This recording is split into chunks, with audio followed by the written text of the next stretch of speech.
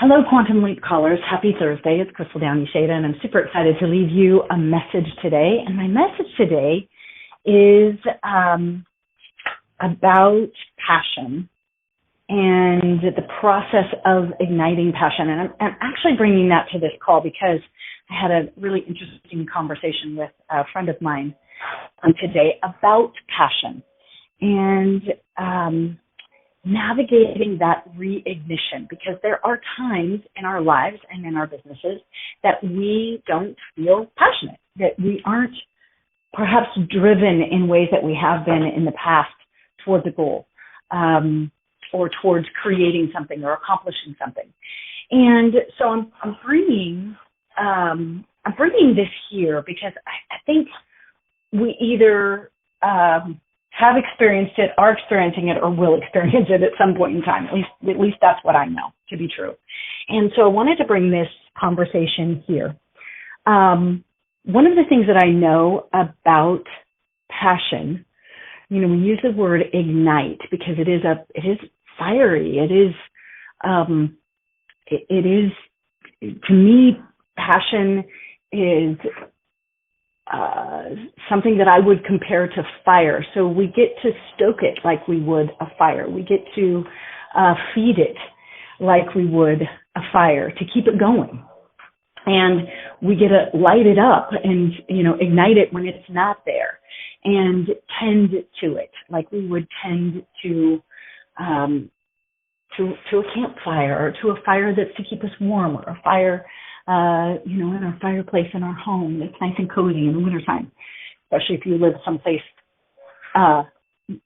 north where it's a little chilly.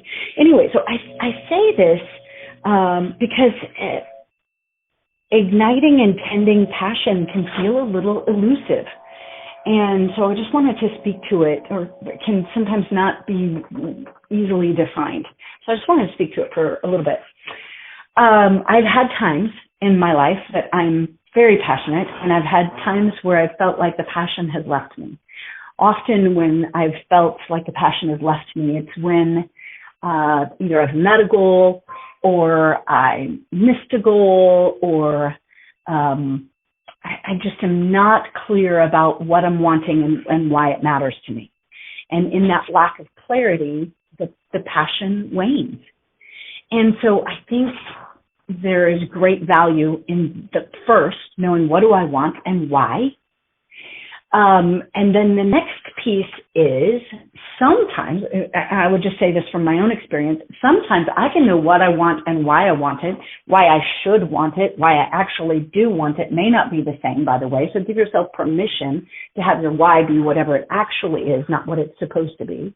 In other words, my why wasn't necessarily my children, and I could, as a mom, feel some guilt about that, or I could go to work and my children benefit anyway.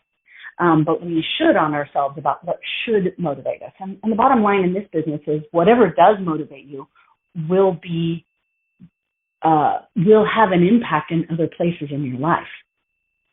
So be careful of those shoulds around what does or does not motivate you or drive you.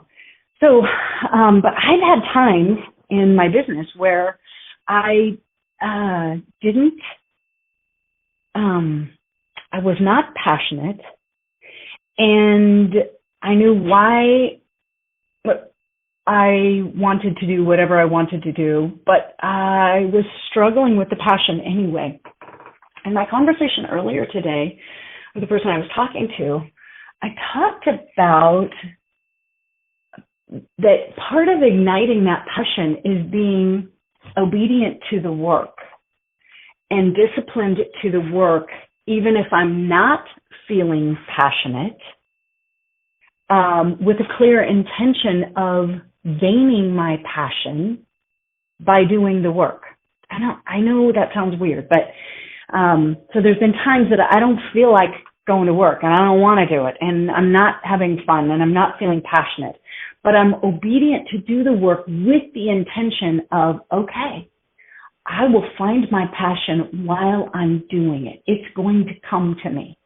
Because passion doesn't happen or get ignited in a vacuum of same-o, or inactivity.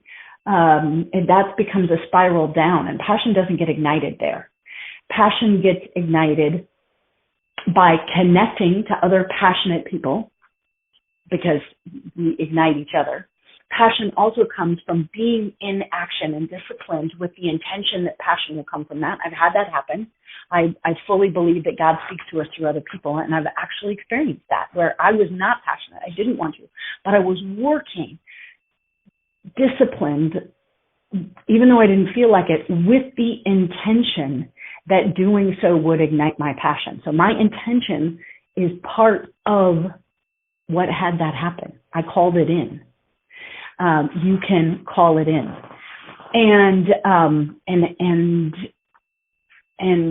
reignite that passion through that action. So I'm speaking to that because I think there's connection.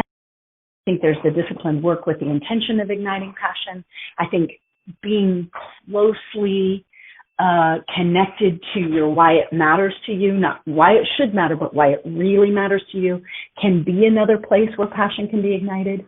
It's interesting. I have a dream book, which is kind of like a positive affirmation book of pictures, for lack of a better way to say it, of things that I want to tangibly create in my life. And I had not updated that book since I moved into my little 100-year-old cottage that I live in now. And my list for my other house was a big, huge, long, overwhelming, I don't know how I'm ever going to do all of these things list about that house and what I wanted to create in my life. Well, my life has simplified greatly since then. It's been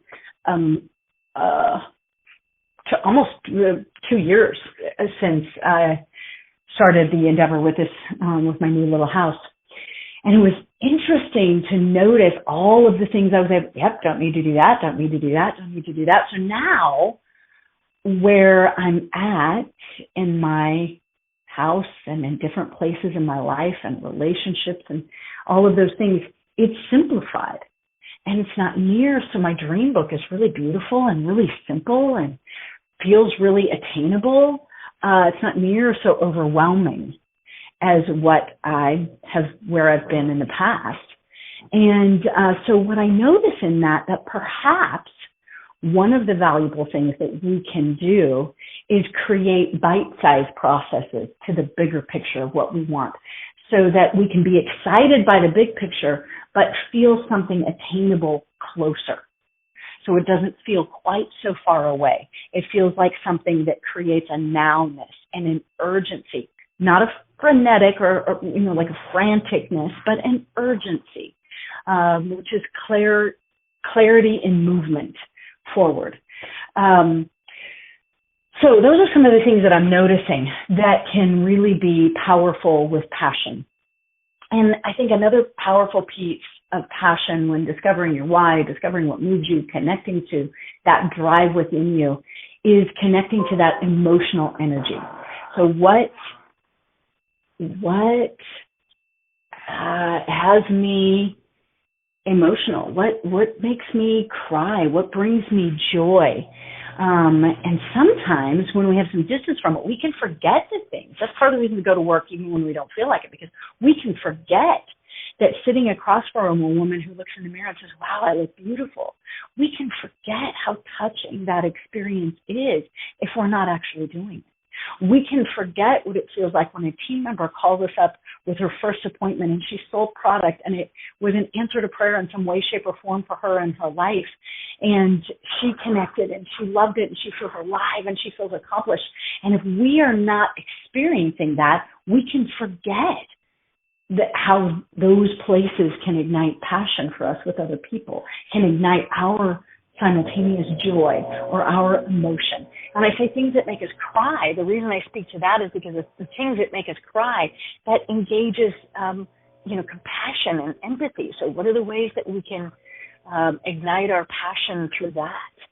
There's a lot of people right now that would like the opportunity to do something different in life. Either their job has them feeling like it's a bit dangerous to do their job because of health concerns, or they find themselves in a different place than they did before. What's the joy or the compassion that we can feel for that we will take the risk to speak to what's available in Mary Kay? Anyway, I'm saying a lot of different things because not everything will meet every person. So some people will be able to ignite their passion in just doing the disciplined work when they don't feel like it and having that be the place. Some people it's reconnecting to why it matters to them. Some people it is connecting to other people that are passionate. I don't know what it is for you, but I trust that you do know. And so that's why I'm giving you some different places that you can look and that you can direct your energy to. It is, we have 10 days left in January. Sometimes we need what we're working towards to be in close in the next week, in the next 10 days, so that we can be prompted, we can prompt ourselves into immediate action instead of that procrastination that is easy to fall into.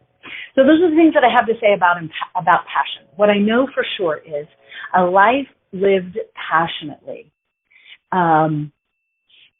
in a driven manner is a life well lived.